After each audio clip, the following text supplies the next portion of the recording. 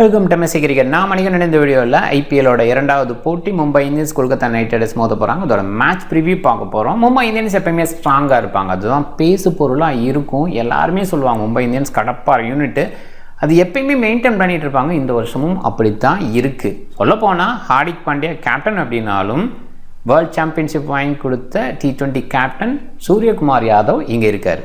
முன்னாள் கேப்டன் ரோஹித் சர்மா, அவருமே T20 world கப்பை இதுக்கு முன்னாடி சீசனில் வாங்கி கொடுத்தார், அவரும் இதில் இருக்கார். இந்த வருஷம் நம்ம வாங்கினாலும் ரன்னரப்பாக இருந்த டீம் நியூசிலாந்து, அதை லீட் பண்ண மிச்சல் சாண்டரும் இந்த டீமில் தான் இருக்கார். இப்படி ஒரு காம்பினேஷன் இருக்கும்போது ஜெயிக்கணுமா வேணாமா? ஆனால் ரீசெண்ட் இயர்ஸில் இந்த மாதிரி ஸ்ட்ராங்கான டீம் வச்சுருந்தாலும் தோத்துக்கிட்டு இருக்காங்க. அதை தாண்டி இந்த வருஷம் என்ன பண்ணுவாங்கங்கிறது கேள்வியாக இருக்குது. அண்ட் ஹார்திக் பாண்டியா இந்த வேர்ல்ட் கப்பில் நல்ல பர்ஃபார்மன்ஸ் கொடுத்தாரு, போன வேர்ல்ட் கப்லேயும் சூப்பர் பர்ஃபார்மன்ஸ் கொடுத்தாரு. அந்த பர்ஃபார்மன்ஸுக்கு அப்புறம் தான் அவரை நிறைய பேர் கொஞ்சம் கஷ்டப்படுத்தாமல் இருந்தாங்க, நிறைய பேசப்பட்ட ஒருத்தராக. ஏன்னா சோசியல் மீடியாவில் ரோஹித் சர்மாவுக்கும் ஹார்திக்குக்கு இருக்கிற பிரச்சனை அப்படின்ற மாதிரி கிளப்புனாங்க. அண்ட் அவங்க ரெண்டு பேரும் ஒற்றுமையாக தான் இருக்காங்க. ஆனால் ரோஹித்தை கேப்டன் பதவியை விட்டு ட்ராப் பண்ணிவிட்டு ஹார்திக் போடும்போது கண்டிப்பாக அந்த இடத்துல ஹார்திக் மேலே எல்லாருக்குமே கோபம் வந்தது. ஸோ எல்லாருக்கும் வந்ததுங்கிறத விட ரோஹித் ஃபேன்ஸுக்கு அண்டு ஹார்திக் பாண்டியா ஒரு பக்கம் குஜராத்துக்கு நல்லா பண்ணார், எல்லாமே இருந்தது. அவர் மேலே நல்ல ஒப்பீனியன், இந்தியாவுக்கு விளையாடும்போது பயங்கரமாக அவரை சப்போர்ட் பண்ணோம். பட் ரோஹித்துக்குன்னு தனிப்பட்ட முறையில் வரும்போது வான்கடையில் அண்ட் அதே நேரத்தில் குஜராத்தில் எங்கே போனாலும் அவருக்கு எதிராக கோஷம் போட்டதையும் நம்ம பார்த்தோம். அண்ட் அதெல்லாமே ரோஹித்து ஹார்திக்கு உள்ள பிரச்சனையே கிடையாது, இது ஃபேன்ஸ் பண்ணுற ஒரு பிரச்சனை தான். அண்ட் இந்த வருஷம் ஃபீல்ட் செட் பண்ணும்போது சூர்யா ஒரு வேளை நகர்த்தி ஃபீல்டு செட் பண்ணார்னா மறுபடியும் ஹார்திக்கை சூர்யாவோட ஃபேன் கூட வச்சு செய்ய வாய்ப்பு இருக்குது. பட் இதெல்லாமே ஃபன் ஃபேக்டராக தான் எடுத்துக்கணும். இது கண்டிப்பாக ஹார்திக் பாண்டியா மேலே இனிமேல் அந்த மாதிரி ஒரு விஷயம் போகாதுன்னு நம்புகிறேன். அதெல்லாம் மறந்துட்டு நம்ம கிரிக்கெட் பார்க்குற இடமாவும் மாறும்னு நம்புகிறேன். அண்ட் மும்பை இந்தியன்ஸ் பயங்கர ஸ்ட்ராங்காக இருக்காங்க. இன்னொரு பக்கம் கொல்கத்தா நைட் ரைடர்ஸ் புதுசாக ஃபார்ம் பண்ணணும் அப்படிங்கிற மாதிரி இருக்காங்க. ஓரளவுக்கு சில பிளேயர்ஸை ரீட்டைன் பண்ணி வச்சுருந்தாலும் நிறைய மாற்றங்கள் செஞ்சு வச்சுருக்காங்க. எப்படி இந்த வருஷம் அந்த டீம் அணுக போகுது அதையுமே பேசுவோம். ஜாம்போ ஆப்பு மணி வகையில் ரொம்ப சேஃபான ஆப்பு, ஃபேண்டசி விளையாடுறதுக்கு இப்போதைக்கு இருக்கிற ஒரு ஆப்பாக இருக்குது. ஸோ கண்டிப்பாக ப்ளே பண்ணணுன்னா ப்ளே பண்ணுங்கள். டிஸ்கிரிப்ஷன் லிங்க் இருக்குது, கிளிக் பண்ணி இன்ஸ்டால் பண்ணி என்னோட ரெஃபரல் கோடை பயன்படுத்த மறக்காதீங்க. வென்யூ வான்கடையில் தான் இந்த போட்டி. வான்கடை பொறுத்த வரைக்கும் ஒரு சேசிங் ட்ராக் அப்படின்னு சொல்லலாம். பட் நம்பர்னு பார்க்கும்போது பேட் ஃபஸ்ட்டுக்கும் சில வெற்றிகள் கிடச்சிருக்கு. 57 வெற்றி பேட் ஃபஸ்ட்டுக்கு, 68 சேசிங்க்கு, டோட்டலாக 125 போட்டி அண்ட் நோ ரிசல்ட்டாக ஒரு போட்டி கூட இல்லை, அதை பார்க்கணும். அண்ட் 170 பேட் ஃபஸ்ட்டுக்கான ஆவரேஜ், சேசிங்க்கு 160 ரேஞ்சு, அந்த ரேஞ்சில் இருக்குது 159. ஆவரேஜாக 6 விக்கெட் பேட் ஃபஸ்ட் பண்ணும்போது, சேஸ் பண்ணும்போது 5 விக்கெட்டு. ஆர்சிபி 235க்கு 1 அப்படின்ற அந்த ஸ்கோரை அங்கே ஹை ஸ்கோராக அடிச்சிருக்காங்க. அண்ட் எம்ஐ 223க்கு 6 அப்படின்ற ஸ்கோரை செகண்ட் இன்னிங்ஸில் ஹை ஸ்கோராக வச்சுருக்காங்க. கேகேஆர் 67க்கு 10 அப்படின்னு லோ ஆகிருக்காங்க. எம்ஐ 68க்கு 2. ஸோ அந்த போட்டியில் ஜெயிச்சது அதுதான் லோ ஸ்கோர் அதிகபட்சமாக. அண்டு ஸ்பின்னுக்கு ஓரளவுக்கு அசிஸ்ட் கிடைக்கும். சொல்லப்போனால் இங்கே பேட்டர்ஸ் எவ்வளோ தூரம் என்ஜாய் பண்ணுறாங்களோ அந்தளவுக்கு ஸ்பின்னர்ஸ், ஃபாஸ்ட் பவுலர்ஸ் அப்படின்ற மாதிரி எல்லாத்துக்கும் ஒரு அசிஸ்ட் கிடைக்கிற ஒரு இடமா இருக்கும். இனிஷியலாக நல்ல ஸ்விங் கிடைக்கும் சூப்பராக. அதில் குறிப்பாக 7:30 டைமில் ஸ்டார்ட் ஆச்சுன்னா இனிஷியலாக குயிக்காக கூட விக்கெட்ஸ் எடுக்க முடியும். அந்த மாதிரி இடத்துல நியூ பாலில் ஸ்விங் பண்ணக்கூடிய பவுலர்ஸாக கேப்டன் இந்த மாதிரி ரேஞ்சில் கூட நம்ம யோசிக்கலாம். Initial and middle order batsmen enjoy பண்ணி விளையாடுற மாதிரி இருக்கும். பால் ஹோல்டாக பெட்டராக பேட்டுக்கு வரும். லேட்டர் எண்டில் பவுல் பண்ணுறது அவ்வளோ ஈஸி கிடையாது, எண்டில் நல்லா ஸ்கோர் பண்ணக்கூடிய இடமா இருக்கும். 150 பிலோவாட் 28 டைம்ஸ் வந்திருக்கு. 150 to 170 ரேஞ்சில் 48 டைம்ஸ், 180 அபோவ் அந்த ரேஞ்சில் 48 டைம்ஸ் அப்படின்னு வந்திருக்கு. அண்டு இங்கே ஸ்கோர்ஸு பாருங்கள், கடந்த 4 வருஷத்தில் செஞ்சுரிஸ் நிறைய இருக்குது, இண்டிவிஜுவல் ஸ்கோர்ஸ் நிறைய வந்திருக்கு. டாப் ஆர்டர் பேட்ஸ்மேன் சில நேரங்களில் சக்ஸஸ் பண்ணியிருக்காங்க. ஏர்லி டேஸில் அந்த டாப் ஆர்டர் பேட்ஸ்மேன் சக்ஸஸ் பண்ணுறது அவ்வளோ ஈஸி இல்லை. பட் கொஞ்சம் லேட்டாக அதில் குறிப்பாக செகண்ட் இன்னிங்ஸில் இருக்கிற டாப் ஆர்டர் பேட்ஸ்மேன்ஸ் டீசெண்டாக பண்ணுவாங்க. இதெல்லாம் கொஞ்சமாக மைண்ட் பண்ணிக்கோங்க. இனிஷியலாக கொஞ்சம் ஸ்விங் கிடைக்கும். ஸ்விங் கிடைக்கக்கூடிய பவுலர்ஸ் யார், ஒரு இடத்துல ஸ்விங் பண்ணுவாங்களா, இந்த டீம் ஆப்போனண்ட்டை அடிக்க முடியுமா, அதே இடத்துல டாப் ஆர்டரில் ஸ்விங்கை மேனேஜ் பண்ணி விளையாடக்கூடிய பிளேயர்ஸ் இருக்காங்களா, இதையுமே நாம் கன்சிடர் பண்ணோம். வான்கடையில் பார்க்கும்போது எம்ஐ இங்கே விளையாண்ட 92 போட்டியில் 57 ஜெயிச்சிருக்காங்க. கண்டிப்பாக ஹோம் அட்வான்டேஜ் நல்லா எடுத்திருக்காங்க. 35 தோற்றுருக்காங்க. பேட்டிங் ஃபஸ்ட்டுக்கு 27 வின்னு, சேசிங்க்கு 30 வின்னு. ஸோ கண்டிப்பாக இந்த பர்டிகுலர் கிரவுண்டில் பேட் ஃபஸ்ட் பண்ணால் கூட மும்பை இந்தியன்ஸ் ஓரளவுக்கு டீசெண்டான வெற்றியை ஏற்படுத்தி வச்சிருக்காங்க. ஆவரேஜ் 171 பேட் ஃபஸ்ட் பண்ணும்போது, சேஸ் பண்ணும்போது 163, விக்கெட்ஸ் வந்து 5-5 அப்படிங்கிற மாதிரி பேட் பண்ணும்போது சேஸ் பண்ணும்போது விட்டுருக்காங்க. 214 சக்ஸஸ்ஃபுல்லாக சேஸ் பண்ணியிருக்காங்க. அண்ட் கேகேஆர் 18 போட்டியில் 13 தோற்றுருக்காங்க, 5 வின்னு. ஸோ கண்டிப்பாக வந்து மும்பைக்கு எகென்ஸ்டாக விளையாடுறது அவ்வளோ ஈஸி கிடையாது இந்த பர்டிகுலர் கிரவுண்டில். அண்டு பேட் ஃபஸ்ட்டில் 2 வின்னு, சேசிங்கில் 3 வின்னு. அண்ட் ஆவரேஜ் அவ்வளோ கிரேட்டாக இல்லை. அண்ட் இப்போயுமே கேகேஆர் செட் பண்ணி விளையாடணும் அப்படிங்கிற மாதிரி தான் இருக்காங்க டீம்ஸை பொறுத்த வரைக்கும். பேசுவோம் அதை பற்றி. அண்ட் பேட் ஃபஸ்ட்டுக்கு 7 விக்கெட் ஆவரேஜாக விட்டுருக்காங்க. சேஸ் பண்ணும்போது 6 விக்கெட் ஆவரேஜ் விட்டுருக்காங்க. 158 தான் சக்ஸஸ்ஃபுல்லாக சேஸ் பண்ணியிருக்காங்க. ரீசன் நம்பர் இந்த பர்டிகுலர் அக்கௌண்ட்டில் 180, 155, 215 மாறி தான் இருந்திருக்கு. ஃபிக்ஸடாக இல்லை, பட் கண்டிப்பாக நிறைய நேரங்கள் அந்த 200 ரேஞ்சுக்கும் வந்திருக்கு அப்படின்னு பார்க்கணும். And chase preferable. Mumbai Indians எதிர்பார்ப்பு இந்த 12 தான். பட் ஸ்டில் கார்பின் போஸ்ட் நிறைய ப்ராக்டிஸ் பண்ணுறதை பார்க்குறோம். ரியான் ரிக்கல்டன், ஸோ டாப் ஆர்டரில் குவிண்டன் டி காக்கா, ரிக்கல்டனா இவங்க 2 பேர்த்தில் ஒருத்தர் தான் விளையாட முடியும். ஏன்னா மிடில் ஆர்டரில் யாரையாவது யோசிக்கணும். இங்கே திலக் வர்மா, சூரியகுமார், ரோஹித் சர்மா டாப் 4குள்ளே 3 மெம்பர்ஸ் வந்துடுவாங்க. அதனால் இங்கே ஒரு இடம் தான் பேலன்ஸாக இருக்குது. அந்த இடத்துல ரிக்கல்டன் இல்லாட்டி Quinton de Kock. Quinton de Kock experience பேஸில் நிறைய விளையாண்டுருக்காரு. அந்த பேஸில் அவர் பக்கம் போகிறதுக்கு வாய்ப்பு அதிகம். பட் ரிக்கல்டன் கண்டிப்பாக பெஸ்ட் பிளேயர் இப்போதைக்கு அப்படின்னு சொல்லுவேன். ஈவன் குவிண்டன் டி காக்கை விட பெட்டராக விளையாட முடியும் அப்படின்னு தோணுது. எனிவே குவிண்டன் டி காக்குக்கான ப்ரையாரிட்டி அதிகமாக இருக்கும். சர்ஃபைன் ரூதர்ஃபோர்டு மிடில், பாசிபிளாக வில்ஜாக்ஸ் வந்ததுக்கப்புறம் வில்ஜாக்ஸுக்கு வழி கொடுத்துட்டு கூட சர்ஃபைன் ரூதர்ஃபோர்டு இல்லாமல் இருக்கலாம். பேக் ஹெண்டில் பவுலிங் பேஸில் நல்லா பண்ணுறாரு. அண்ட் ரீசெண்டாக செம்மையாக விளையாண்டாரு. பேட்டிங் பவுலிங் ரெண்டுலையுமே கலக்குனாரு. ஸோ அந்த பேஸில் வில்ஜாக்ஸை மிடில் ஆர்டர் பேட்ஸ்மேனாக யோசிக்கலாம். அண்ட் மிட் சாண்டர் அவர் இனிமே வந்து லேட்டாக கிளம்புறதா கேள்விப்படுறோம். பாசிபிளாக முன்னாடியே வந்தாலுமே டைரெக்டாக உள்ள வருவாரா அப்படிங்கன்னு கேள்வி. ஸோ அந்த இடத்துல பாசிபிளாக ஹசான்பரை இப்போ முதல் போட்டியில் வாய்ப்போடு இருக்க வைக்கலாம். ஏன்னா ஹசான்பர் பொறுத்த வரைக்கும் போன வருஷம் செலக்ட் பண்ணால் கூட இன்ஜுரி காரணமாக டோட்டலாகவே விளையாடல. முதல் போட்டி ஐபிஎல்ல ஹசான்பருக்கு ஒரு வாய்ப்பு கிடைக்கும்னு பேசப்படுது. ஒருவேளை வில்ஜாக்ஸ் ஏர்லியாக அரைவ் ஆகிட்டார், 27 தனிக்கு அரைவாவார்னு சொன்னாங்க. இது வரைக்கும் அரைவாகலை. பட் பாசிபிளாக 28 இன்னைக்கு அரைவானா கூட 29th இந்த மேட்ச்சு. ஸோ அப்படி பாசிபிள் பார்த்தா கூட ஜாக்ஸ் டைரெக்டாக வந்து விளையாடுற மாதிரி ஒரு சூழல் கூட இருக்கலாம். ஸோ அப்படின்னா ஹசான்பர் இல்லாமல் வில்ஜாக்ஸ் பவுலிங் பேட்டிங் ரெண்டுலையுமே பண்ணுவார். அந்த பேட்டிங் டெப்த் வச்சுக்கலாங்கிற ஆங்கிளில் வில்ஜாக்ஸுக்கு ஒரு வாய்ப்பு கிடைக்கலாம். பட் பார்க்கணும். Rohit Sharma, Quinton de Kock நல்லா விளையாடுவாங்க. டீசெண்டாக விளையாடக்கூடிய பிளேயர்ஸ். டாப்பில் ஓப்பனர்ஸ் லெவலில் இவங்க 2 பேருமே வேறு லெவல் ரெக்கார்ட்ஸ் வச்சுருக்காங்க. திலக் வர்மா, சூரியகுமார் இந்த பர்டிகுலர் கிரவுண்டில் பயங்கர சக்ஸஸ்ஃபுல்லாக இருந்திருக்காங்க. சர்ஃபைன் ரூதர்ஃபோர்டு நல்ல பிளேயர், நல்ல ஃபார்மில் இருக்கார் இப்போதைக்கு. ஹார்திக் பாண்டியா சொல்லவே தேவையில்லை. முதல் போட்டினா வேறு லெவல் பண்ணுவார். அண்ட் அதை பண்ணவும் முடியும். மிடில் ஆர்டர் பேட்டராக இருக்கார்.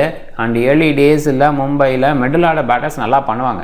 நமன்தீர் சூப்பரான ஹிட்டிங் எபிலிட்டி, பவர்ஃபுல் ஹிட்டராக பார்க்கலாம். பவுலிங் பேஸ்லேயும் சில நேரங்களில் டீசெண்டாக பவுல் பண்ணுவார்.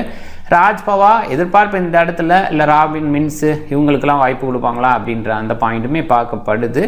சர்து தாக்கூரா இல்லை தீபக் சஹாரா இந்த இடத்துல ஒரு கேள்வி வருது. தீபக் சஹா நியூ பால் ஸ்விங் சூப்பராக பண்ண முடியும். அண்ட் பேட்டிங்லேயும் டீசென்ட் எபிலிட்டி வச்சிருக்காரு. சர்து தாக்கூர் ஈக்குவலாக எபிலிட்டி வச்சிருக்காரு. இன்ஜுரி கன்சர்ன் தீபக் சஹாருக்கு அப்பப்போ வருது. பட் இப்போதைக்கு ஃபிட்னஸ் பேஸில் ஓகே தான். தாக்கூரா இல்லை சஹாரா அப்படின்றத பார்க்கணும். சர்து தாக்கூர் நிறைய ப்ராக்டிஸ் பண்ணுறதை பார்க்குறோம். சர்து தாக்கூர் இருக்கிறதுக்கான வாய்ப்பு கொஞ்சம் அதிகம்னே பார்க்குறேன். போல்ட்டு, பும்ரா, ஹசான்பர் 3 பேருமே நல்ல பவுலிங் கொடுத்துட்ருக்காங்க. குறிப்பாக இவங்க 3 பேருமே இந்த பவர் பிளே செக்ஷனில் விக்கெட்ஸ் நல்லா எடுக்கக்கூடிய பவுலர்ஸ். ஹசான்பருக்கு பவர் பிளே பவுலிங் கொடுப்பாங்களாங்கிறது கேள்வி தான். பட் ஸ்டில் சூப்பர் பவுலர், டவுட்டே கிடையாது. அண்ட் போல்ட்டை பொறுத்த வரைக்கும் அந்த நியூ பால் ஸ்விங்கில் வேறு லெவல் பண்ண முடியும். இந்த பர்டிகுலர் கிரவுண்ட் சப்போர்ட் பண்ணும்.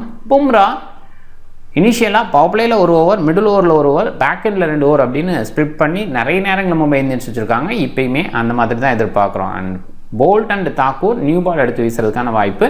அந்த பேஸில் தான் அந்த சஹர் இருந்தால் நல்லாயிருக்கும். நியூ பாலில் கலக்குவார் அப்படிங்கிற அந்த பேஸில் யோசிக்கலாம்.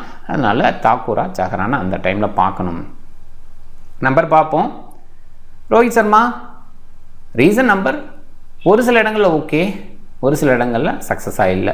ஸோ இன்கன்சிஸ்டன்ட் தான். சொல்லப்போனால் ஐபிஎல்லில் அவரோட நம்பர் அவ்வளோ கிரேட் கிடையாது. என்ன தான் வந்து வேர்ல்ட் கிளாஸ் பேட்ஸ்மேன் அப்படின்னு பார்க்குறோம். அண்ட் T20 இன்டர்நேஷ்னல், அதே நேரத்தில் 1 டே கிரிக்கெட்டில் 100 எத்தனை அடிக்கிறாரு அப்படின்றதெல்லாம் பார்க்குறோம். பட் ஸ்டில் ஐபிஎல்ல அந்த சக்ஸஸ் கொடுக்க முடியல. அதுக்கு முக்கியமான காரணம் மும்பையோட ஓப்பனராக இருக்கார். நிறைய நேரங்கள் அந்த நியூ பால் ஸ்விங்கு ஓப்பனர்ஸ் அடிக்க வைக்காது, அந்த மாதிரி இடத்துல மாட்டிக்கிறார். பட் லேட்டர் டைமில் அந்த இனிஷியல் ஸ்டேஜில் ஸ்விங் கொஞ்சம் கம்மியாகிறப்ப இல்லை செகண்ட் ஹாஃபோட ஸ்டார்ட் இந்த மாதிரி இடத்துல கொஞ்சம் சக்ஸஸ் பண்ண முடியும். அதையும் கொஞ்சம் மைண்ட் பண்ணிக்கோங்க. குவின் டி காக்கு கண்டிப்பாக இவர் ஓரளவுக்கு ஓகேன்னு சொல்லலாம். கேகேஆர் கேகன்ஸ் அவர் எப்பயுமே நல்லா பண்ணுவார். ஸோ அந்த பேஸில் கொஞ்சம் யோசிக்கப்படுது. திலக் வர்மா அவரோட நம்பர் கண்டிப்பாக நல்லா இருக்குது மிடில் ஆர்டரில். பட் மீடியம் ஸ்கோர்ஸ் எப்பயுமே அப்படி போயிட்டுருக்கு. பாருங்கள் 51 மேட்சஸில் 33 மேட்சஸ் 25+ அடிச்சிருக்கார். ஸோ அது ரொம்ப பாசிட்டிவாக பார்க்கப்படுது. அண்ட் 850+. சூரியகுமார் செம்ம நம்பர்ஸ் வச்சுருக்காரு. பாருங்கள் ஆவரேஜ் ஒன் டே ரேஞ்சுக்கு வச்சுருக்காரு இந்த T20 ஃபார்மெட்டில். அதில் குறிப்பாக இங்கே அண்ட் இன்டர்நேஷ்னல் பார்க்கும்போது இன்கன்சிஸ்டன்ட் இருக்குது. ரீசெண்டாக அது கொஞ்சம் டவுனாகவும் இருக்குன்னே சொல்லலாம். பட் இங்கே நல்லா பண்ணியிருக்காரு ஓவராலாக. சர்ஃபைன் ரூதர்ஃபோர்டோட நம்பர்ஸு ஓரளவுக்கு டீசென்ட் நம்பர்ஸ். பட் கண்டிப்பாக இதை விட பெட்டராக விளையாடக்கூடிய பிளேயர், அதில் டவுட்டே இல்லை. இப்போ இருக்கிற ஃபார்ம் ரொம்பவே நல்லா இருக்குது. ஹார்திக் பாண்டியா ஓகே ஆவரேஜான பேட்டிங் நம்பர்ஸ். ஏன்னா லேட்டாக வரனால இந்த நம்பர்ஸை பெருசாக பார்க்க முடியாது. பவுலிங் பேஸ்லேயும் ஓரளவுக்கு ஹேண்டியாக இருப்பார். Overall success கொடுத்துட்ருக்காரு.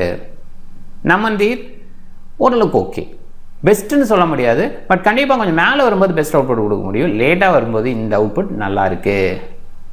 ராஜ்பாவா அவ்வளோ சக்ஸஸ் கிடையாது. பட் இந்த இடத்துல இருக்க வாய்ப்பு இருக்குது. ராபின் மின்சில் இந்த இடத்த வேறு யாராவது ஷேர் பண்ணிக்கிறாங்களா பார்க்கணும். And Shardul Thakur wicket taking bowler. But கொஞ்சம் ரன்ஸுக்கு போவார், அது ஒரு ப்ராப்ளம் தான். அண்ட் ரீசன் நம்பர்ஸை பார்த்தீங்கன்னாவே தெரியும். 4 ஓவரில் 39, 3 ஓவரில் 34, 4 ஓவர் 32, 34 இது ஓரளவுக்கு ஓகே. பட் 2 ஓவரில் 28, 4 ஓவரில் 56, 4 ஓவரில் 52 இந்த மாதிரி நம்பர்ஸு நிறைய இருக்குது. ஸோ அண்ட் இப்போயுமே பார்த்தீங்கன்னா கொஞ்சம் ஸ்கோர் பேஸில் சூப்பராக ஸ்கோர்ஸ் வந்துட்டுருக்கு. அந்த மாதிரி இடத்துல சப்துதாக்கு இன்னுமே நிறைய ரன்ஸ் கொடுப்பாரோன்னு தான் தோணுது. பட் விக்கெட் டேக்கிங் அப்படின்ற வகையில் நிறைய நேரங்களில் பார்ட்னர்ஷிப் பிரேக் பண்ண முடியும். ட்ரெண்ட் போல்ட்டு கண்டிப்பாக நல்ல நம்பர்ஸ் வச்சுருக்காரு ஓவராலாக. பட் முன்னளவுக்கு இல்லையோ அப்படின்னு யோசிக்க தோணுது. பட் ஸ்டில் இனிஷியல் அந்த ஸ்விங்கு கொடுக்க முடியும், செம்ம அவுட்புட் பண்ணுவார் அப்படிங்கிறது எதிர்பார்ப்பு. ஃபஸ்ட் பவுலிங் எதுவும் பண்ணுனா கண்டிப்பாக நல்ல சாய்ஸாக ட்ரெண்ட் போல்ட்டை யோசிக்கலாம். பும்ரா அவர் வேர்ல்ட் கிளாஸு, வேறு level, economy control everything fine அப்படின்ற மாதிரி தொடர்ந்து கொடுக்கக்கூடிய பிளேயர், அதில் டவுட்டே கிடையாது. ஹசான் முதல் போட்டி கண்டிப்பாக சக்ஸஸ்ஃபுல் பவுலர் எப்படி பண்ணுவார்னு பார்க்கணும். அண்ட் இங்கே இருக்கிற பிளேயர்ஸ் எல்லாமே பெஸ்ட்டாக இருப்பாங்க. பட் கண்டிஷன் பேரில் அதை கொஞ்சம் யோசிக்கணும். ஏன்னா Rohit Sharma, Quinton de Kock இனிஷியலாக மேனேஜ் பண்ணுறது அவ்வளோ ஈஸி கிடையாது. நல்ல பிளேயர் அப்படின்னா கூட அங்கே மாட்டிக்க வாய்ப்பு இருக்குது. அப்போ மிடில் ஆர்டர் பேட்ஸ்மேன் சைடு தான் நம்ம யோசிக்கணும். ஏன்னா அது எல்லா பிளேயரும் நல்லா சொல்கிறாரே அப்படின்னு யோசிக்க வேண்டாம். ட்ராக் பேஸ்லேயும் கொஞ்சம் யோசிச்சு அண்ட் ஓவராலாக ஏன்னா எல்லா பிளேயரும் நல்லா இருந்தால் தான் இந்த மாதிரி லெவலில் வந்து விளையாட முடியும், அது இருக்குது. அண்ட் அதை தாண்டி யார் யார் எந்த ஓவர் போடுவாங்க, யாருக்கு யார் போட்டால் விக்கெட் சொல்லுவோம், இந்த மாதிரியும் யோசிச்சாக வேண்டிய அவசியம் இருக்குது. கொல்கத்தா நைட் ரைடர்ஸ் டாப் ஆர்டரில் செமையான ஒரு யூனிட்டாக பார்க்கலாம். So Finn Allen, Tim Seifert, Rahane, Cameron Green, Raghuvanshi. But இந்த செலெக்ஷன் நல்லா இருக்கா அப்படின்னு கேட்டால் கொஞ்சம் டஃப் தான். இந்த மாதிரி ஒரு செலெக்ஷன் கொல்கத்தா நைட் ரைடர்ஸ்ட்டு வந்து நம்ம எதிர்பார்க்கல.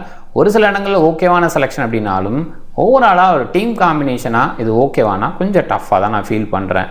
பதினானா இனிமேல் என்ஓசி வாங்கலை, அதனால் அவரை பொறுத்த வரைக்கும் வாய்ப்பு இல்லை. முஸ்ரமானிக்கு வாய்ப்பு இருக்குமா அதை நம்ம பார்க்கணும். ரச்சின் ரவீந்திரா நல்ல பிளேயர், உள்ளே வந்துட்டார். பட் அவருக்கான வாய்ப்பு இருக்காங்கிறது கேள்வி தான். அதே மாதிரி ரோமன் பாலுக்கான வாய்ப்பும் ஒரு கொஷினாக இருக்குது. ஃபின்னாலன் அண்டு சைஃபர்ட் ஏழையாக நல்லா விளையாண்டுட்டு இருக்காங்க. ஸோ அந்த பேஸில் அங்கே யோசிக்கணும். பட் ஒரு பிளேயர் மட்டும் வச்சுக்கலாம், இன்னொரு பிளேயர் ஆஃப் பண்ணலாம் அப்படின்னு யோசிச்சா அந்த இடம் யோசிக்கப்படுற இடமா தான் இருக்குது. ஒரு வேளை ஆலன் நல்லா விளையாடலைன்னா அந்த இடத்த யோசிப்பாங்க. பட் இப்போ இருக்கிற ஃபார்ம் வந்து பயங்கரமாக இருக்குது. சைஃபர்ட்டோட ஃபார்ம் சூப்பராக இருக்குது. சுனில் நரேன் இதுக்கு முன்னாடி ஓப்பன் பண்ணி ரீசெண்ட் இயர்ஸில் சக்ஸஸ் பண்ணுறாரு.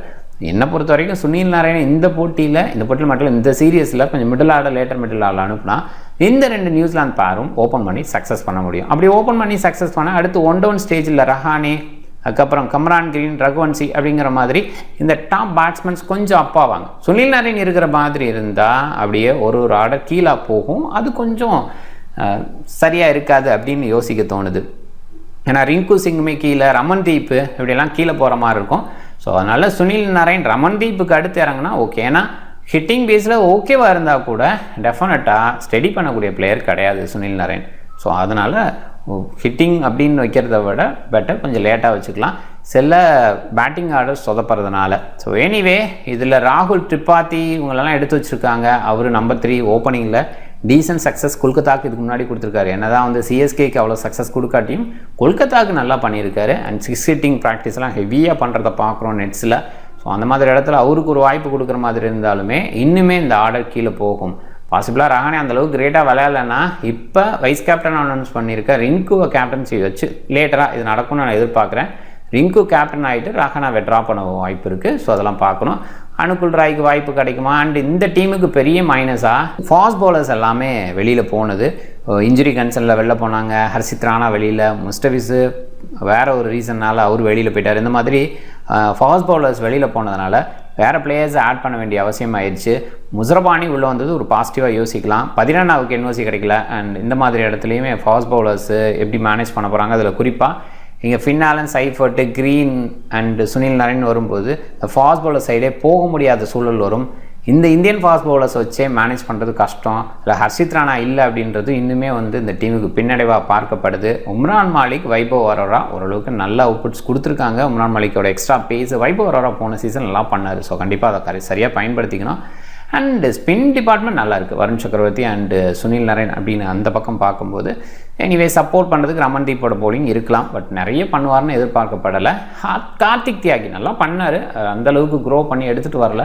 ஸோ இந்த சீசன் அவருக்கு நிறைய வாய்ப்பு கிடச்சிதுன்னா நல்லா அவுட்புட் அவர் ஷோ பண்ண முடியும். நல்லா பண்ணியிருக்காரு. இதுக்கு முன்னாடி பார்க்கலாம். அண்ட் நம்பர் பார்ப்போம். ஃபின் ஆலன் இதுதான் முதல் போட்டி, எப்படி பண்ணாலும் பார்க்கணும். சுனில் நரேன் சில நேரங்களாக பண்ணுற அந்த 25 ரேஞ்சுக்கு இருக்குது இந்த ஆவரேஜ். ஸோ அதனால் ஓகேன்னு சொல்லலாம். அண்ட் பேட்டிங் பேஸில் 20s நிறைய இருக்கார், அதை பார்க்குறோம். அண்ட் கன்சிஸ்டன்ட் பேஸில் இல்லை அப்படின்னா கூட நமக்கு அந்த இனிஷியல் ஹிட்டிங் அப்படின்ற அந்த பேஸில் யோசிச்சா ஓகே. டிம் சைஃபர்ட்டோட நம்பர் நிறைய இல்லை, 2 போட்டி தான் விளாண்டுருக்காரு. ரஹானே ஓவராலாக ஓகேவான நம்பர், பட் நிறைய பெருசாக போயிடுவார் அப்படின்னு இப்போதைக்கு யோசிக்க முடியல. ஆரம்ப காலத்தில் அந்த ஸ்டடி பண்ணுவார், கொஞ்சம் ஸ்ட்ரைக் ரேட் லெவலில் போகிறா இருக்கும், இதெல்லாம் இருந்துச்சு. பட் இப்போ கொஞ்சம் குயிக்காக ஆட பார்க்குறாரு. பட் ஸ்டில் ஒரே ஒரு பாயிண்ட் தான், மும்பைக்கர் அந்த ஒரு இடத்துல கொஞ்சம் சக்ஸஸ் பண்ணலாம். கம்ரான் கிரீன் ஹெவி ப்ரைஸ் போட்டு வாங்கியிருக்காங்க. நம்பர்ஸ் நல்லா இருக்குது. ஓவரால் நம்பரை பாருங்கள், டீசெண்டான அவுட்புட் கொடுப்பாரு. நம்பரும் பவுலிங் பேஸ்லேயும் சில ஓவர்ஸ் இருக்குங்கிற எதிர்பார்ப்பு. ஹங்க்ரீஸ் ரகுவன்சி யங்ஸ்டர் டீசெண்டான சக்ஸஸ் கொடுத்துருக்காரு. மிடில் ஆர்டரில் இந்த மாதிரி பிளேயர்ஸ் டீசென்ட் சக்ஸஸ் கொடுக்க முடியும். ஏர்லியாக விக்கெட் விழுந்தா கூட கம்ரான் கிரீன், ரகுவன்சி இவங்கெல்லாம் கொஞ்சம் அவுட்புட் கொடுக்கலாம். ரிங்கு சிங்கோட நம்பர் கண்டிப்பாக ஓரளவுக்கு டீசென்ட் நம்பர், அதில் டவுட்டே இல்லை. அண்ட் ரொம்ப லேட்டாக வர்றதுக்கு சூப்பர் நம்பர்னு சொல்லணும். ரமன்தீப் ஓரளவுக்கு ஓகே, நிறைய கேட்சிங் பொசிஷனில் இருப்பார். ரொம்ப லேட்டாக வரதுனால பெருசாக யோசிக்க முடியாது. கார்த்திக் தியாகி சில நேரங்களில் எண்டில் வீசலாம், எண்டில் சக்ஸஸும் பண்ணியிருக்காரு. அது ஞாபகம் இருக்கும். ஒரு மேட்ச்சில் கடைசியில் எண்டில் அந்த ஓவரை போட்டு ஜெயிச்சு கொடுத்தாரு, அது ஞாபகம் இருக்கும். அண்ட் வைபவ் அரோரா பவுலிங்கில் கண்டிப்பாக நல்லா இருக்கார். கடந்த சீசனில் பார்த்தீங்கன்னா பேக்கெண்டில் பாருங்கள் சூப்பராக இருக்கார். ஸோ 1-1, 2-3, 1-1 ஸோ எல்லா போட்டியிலையும் விக்கெட் எடுத்திருக்காரு. உம்ரான் மாலிக்கு எக்ஸ்ட்ரா பேஸில் மிரட்டு வர அதில் டவுட்டே இல்லை. பட் ரீசெண்டாக அவருக்கான முழுமையான ஓவர்ஸ் எங்கேயுமே கிடைக்கல, அதையுமே நீங்கள் நோட் பண்ணணும். வருண் சக்கரவர்த்தி பயங்கர கலக்கில் இருக்கார். அண்டு கொஞ்சம் அவரோட பாலை கணிச்சிட்டாங்க அப்படி இப்படி நிறைய விமர்சனங்கள் வேர்ல்ட் கப்பில் வந்துச்சு. அதை தாண்டி இந்த சீசன் அவருக்கு எப்படிப்பட்ட சீசனாக இருக்க போகுது அதெல்லாம் பார்க்கணும், ஆசையாக இருக்குது. 2 டீமை பார்க்கும்போது கண்டிப்பாக 2லையுமே டாப் ஹெவி, டவுட்டே கிடையாது. ஒரு பக்கம் ஃபின் ஆலன், சைஃபர்ட்டு, இந்த பக்கம் ரோஹித் சர்மா, திலக் வர்மா, சூரியகுமார் எல்லாம் பார்க்கும்போது வேர்ல்ட் கப் ஃபைனலில் இருந்த பிளேயர்ஸ் எல்லாம் இருக்காங்க அப்படின்னு யோசிக்கப்படுது. ஸோ எனிவே செம்மையான என்டர்டைன்மெண்ட் இனிஷியலாக இருக்கும். இனிஷியலாக ஸ்விங் பேஸில் யோசிக்கும் போது ட்ரெண்ட் போல்ட், சர்துல் தாக்கூர், பும்ரா இவங்க இந்த சைடு கண்டிப்பாக அந்த இனிஷியல் ஸ்டார்ட் நல்லா கொடுக்க முடியும். பட் இங்கே அதில் கொஞ்சம் டவுனாக இருக்குது. வைபவ் அரோரா நல்லா பண்ணுவார். அந்த ஸ்விங் பேஸில் நியூ பால் நல்லா கிடச்சுன்னா செம்மையான அவுட்புட் கொடுப்பாரு. கூட க்ரீன் வீச போகிறாரா இல்லை மாலிக், கார்த்திக் தியாகி மாதிரி ஆட்களுக்கு போகிறாங்களா? தியாகி ஓரளவுக்கு அந்த நியூ பால் ஸ்விங் போடுவார், நல்லா பண்ணுவார். Malik extra pace, but new பாலில் கொஞ்சம் ஸ்விங் பண்ண முடியும். அது எவ்வளோ தூரம் கண்ட்ரோல் பண்ணி வீச முடியும்னு பார்க்கணும். ஏன்னா பேஸ் இருக்கிறப்ப அந்த ஸ்விங் மேனேஜ் பண்ண முடியுமா, அந்த மாதிரி இடம் கொஷினாக இருக்குது.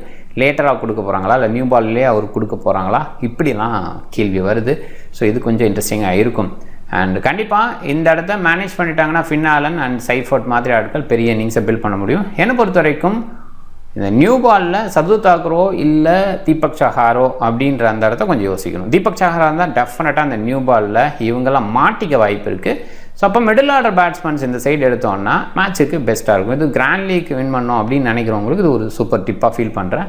அண்ட் இந்த சைடுமே அதே தான். என்னதான் வைபவ் அரோரா, கார்த்திக் தியாகி, மாலிக் அப்படின்னு இருந்தாலுமே இந்த ட்ராக் எடுத்து கொடுக்கும் இனிஷியல் ஸ்விங்கை. அந்த இடத்துல டெஃபினட்டாக இந்த 2 பேருக்கு அவ்வளோவா பெஸ்ட் அவுட்புட் கிடைக்காதுன்னு தோணுது. அண்ட் மிடில் ஆர்டரில் இருக்கிற திலக் வர்மா, சூரியகுமார், சர்ஃபின் ருதர்ஃபோர்டு இப்படிலாம் பிக் பண்ண பாருங்கள். அதில் நமன்தீர் அண்டு சர்ஃபேன் ருதர்ஃபோர்டை அவ்வளோவா யோசிக்க மாட்டீங்க. ஸோ ஒரு சில டீம்ஸில் கிராண்ட் லீக்குக்கு நீங்கள் யோசிச்சிங்கன்னா நல்லாயிருக்கும்னு நினைக்கிறேன். அண்டு ஹசான்ஃபர் மிடில் பேஸில் ரிங்கு இந்த மாதிரி இடத்துல தான். பட் ஹசான்ஃபருக்கு இன்றைக்கி வாய்ப்பு கொடுத்தாகணும் அப்படிங்கிற சுச்சுவேஷன் இருக்குது. வரலைன்னா ஒருவேளை வில் ஜாக்ஸ் வந்துட்டால் ஹசான்ஃபருக்கான வாய்ப்பு இருக்காது. ரைட், பவுலிங் ஆப்ஷன் கொஞ்சம் ஹெவி தான். ஸோ ஸ்டில் சுனில் நாராயண், வைபவ் ஓவராக, உம்ரான் மாலிக் அண்ட் வருண் சக்கரவர்த்தியோட முழுமையான கொட்டை எதிர்பார்க்குறோம். உம்ரான் மாலிக்கோட ஓவர் கூட கொஞ்சம் குறையலாம். கார்த்திக் தியாகி, வைபவ் ஓவரா எண்டோர் வீசுறதுக்கான வாய்ப்பு. இந்த பக்கம் பும்ரா, போல்ட் 2 பேருமே எண்டோர் வீசுவாங்க.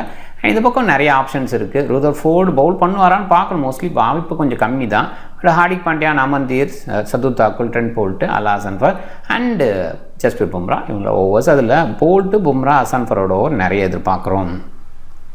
2 டீம் பார்க்கும்போது டெஃபினட்டாக மும்பை இந்தியன்ஸ் பயங்கர ஏஜில் இருக்காங்க, வேறு லெவல். இன்றைக்குமே அவங்க ரொம்ப ஸ்ட்ராங்கு. கேகேஆர் வந்து இப்போ தான் அவங்க யூனிட்டை ஸ்ட்ராங் பண்ண வேண்டிய இடத்துல இருக்காங்க. ஏன்னா ஒரு மறுபடியும் வந்து டீமை சரி பண்ண வேண்டிய இடத்துல இருக்காங்க. ஓரளவுக்கு பேட்டிங் யூனிட் அப்படின்ற அந்த லெவலில் மிடில் ஓகேனா கூட டாப் ஆர்டர் மறுபடியும் செட் பண்ணணும். அண்டு பவுலிங் சைட்லேயுமே நிறைய பிரச்சனைகள் இருக்குது. அதை தாண்டி மும்பை ஜெயிக்கிறது அவ்வளோ ஈஸி கிடையாது. நிறைய நேரங்களில் மும்பை இந்தியன்ஸ் முதல் போட்டியில் தோப்பாங்க. அந்த மாதிரி ஒரு சென்டிமெண்ட்டில் வேணால் மும்பை இந்தியன்ஸ் தோக்கலாம். அதர்வைஸ் மும்பை இந்தியன்ஸ் இன்றைக்கி ஜெயிக்கிறதுக்கான வாய்ப்பு ரொம்பவே அதிகம். அண்ட் ஓவரால் நம்பரை பார்த்தாலுமே அவங்க தான் ஜெயிப்பாங்கன்னு தோணுது. அண்ட் எம்ஐ பார்த்தீங்கன்னா ரீசெண்டாக டவுன் ஆகிட்டாங்க. டோட்டலாகவே டவுனில் தான் இருக்காங்க ரீசெண்ட் இயர்ஸில். அண்ட் நம்பர்ஸ் பாருங்கள். அண்ட் கேகேஆரும் பார்த்தீங்கன்னா ரீசெண்டாக டவுனில் தான் இருக்காங்க. போன வருஷம் இந்த 2 டீமுக்குமே அவ்வளோ சிறப்பு இல்லை. அண்ட் ரீசெண்டாக இந்த 2 டீமோட மோதலில் அண்டு கேகேஆர், மும்பை இந்தியன்ஸ் மாற்றி தான் ஜெயிச்சிருக்காங்க. ஒரே மாதிரியெல்லாம் இல்லை. டாப் 14 என்னோட மைண்டில் கண்டிப்பாக வந்துட்டு சேஸ் பண்ணுற மாதிரி சுச்சுவேஷன் தான். குனிடிகா, ரோஹித் சர்மா அந்த இடத்துல வச்சுக்கலாம். இல்லாட்டி கொஞ்சம் யோசிச்சுக்கோங்க பேட் ஃபர்ஸ்ட் பண்ணுற மாதிரி இருந்தால். அதே தான் ஃபின் ஆலன், சைஃபர்ட் இவங்களையுமே பேட் ஃபர்ஸ்ட் பண்ண மாதிரி இருந்தால் இங்கே யோசிக்கணும். சேஸ் பண்ணுற மாதிரி இருந்தால் கன்சிடர் பண்ணலாம். அண்ட் சைஃபர்ட் கீப்பிங் பண்ணுவார் அப்படின்றது எதிர்பார்ப்பேன். அந்த பேஸில் கொஞ்சம் பாயிண்ட் எடுக்கலாம். திலக் வர்மா, சுனில் நாராயண், சூரியகுமார், சர்ஃபேன் ருதர்ஃபோர்டு, போல்ட்டு, ஹார்திக் பாண்டியா, ஜஸ்பிரித் பும்ரா, வருண் சக்கரவர்த்தி அண்ட் வைபவ் ஓவரா. ஸோ வைபவ் ஓவராவை நிறைய பேர் கன்சிடர் பண்ண மாட்டாங்க. கண்டிப்பாக டீசன்ட் கன்சிடரேஷன் பண்ணணும். இங்கே நல்லா பண்ணுறதுக்கு வாய்ப்பு இருக்குது. நியூ பால் ஸ்விங் கிடச்சுன்னா நல்லாவே பண்ணுவார். ஸோ அதை கொஞ்சம் மைண்ட் பண்ணிக்கோங்க. அண்ட் ஸ்விங் பேஸில் கொஞ்சம் மேனேஜபிளாக ஃபின் ஆலன் அண்ட் சைஃபர்ட் இருப்பாங்களோ அப்படின்னு தோணுது. பட் ஸ்டில் தீபக் சஹர் வந்து அது கொஞ்சம் டஃப்பாக இருக்கும். பிக் பேஸில் சர்ஃபேன் ருதர்ஃபோர்டு, நமன்தீர் நான் ஏற்கனவே சொல்லியிருக்கேன். அவங்கள பிக் பண்ண யோசிப்பாங்க. அவங்களையும் கொஞ்சம் யோசிச்சு பாருங்கள். அல் ஹசன்ஃபர் அண்ட் அதே நேரத்தில் வைபவ் ஓவரா இவங்களையும் கொஞ்சம் கன்சிடர் பண்ணுங்கள். இவங்கள ஜிஎல் பேஸில் கன்சிடர் பண்ண வேண்டிய 4 பிளேயர்ஸ். ரோஹித் சர்மா, ஹார்திக் பாண்டியா, சுனில் நாராயண் தான் நிறைய பேர் கேப்டனாக ட்ரை பண்ணியிருக்காங்க. என்னை பொறுத்த வரைக்கும் ஹார்திக் பாண்டியா அந்த இடத்துல வச்சு பார்க்கலாம். மற்றபடி யாரையும் வச்சு பார்க்க முடியாது சேஃபாக. அண்ட் சூரியகுமார், திலக் வர்மா, கிரீன் இவங்கெல்லாம் மிடில் ஆர்டரில் இருக்காங்க.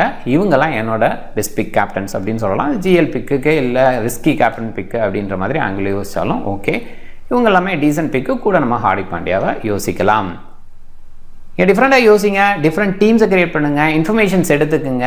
அண்ட் ஆன் டைமில் நான் டீம் கொடுக்குறேன் அப்படின்னு மாதிரி யோசிக்க வேணாம். நல்லா அவைலபிள் இருந்தால் கண்டிப்பாக டீம் கொடுக்க பார்க்குறேன். அதர்வைஸ் முடிஞ்ச அளவுக்கு உங்களோட ஓன் டீமை க்ரியேட் பண்ணுங்கள். நிறைய பேர்த்துக்கு வீடியோ ஃபார்வர்ட் பண்ணுங்கள்.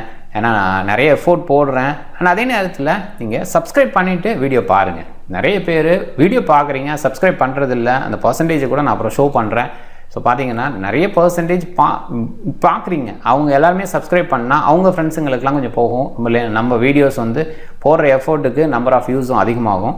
கொஞ்சம் சப்போர்ட் பண்ண பாருங்கள். வீடியோ பிடிச்சிருந்தா லைக் பண்ணுங்கள். உங்கள் ஃப்ரெண்ட்ஸுங்களுக்கு ஷேர் பண்ணுங்கள். சேனலை சப்ஸ்கிரைப் பண்ண மறக்காதீங்க. உங்கள் கமெண்ட்ஸை கீழே போஸ்ட் பண்ணுங்கள். மிக்க நன்றி.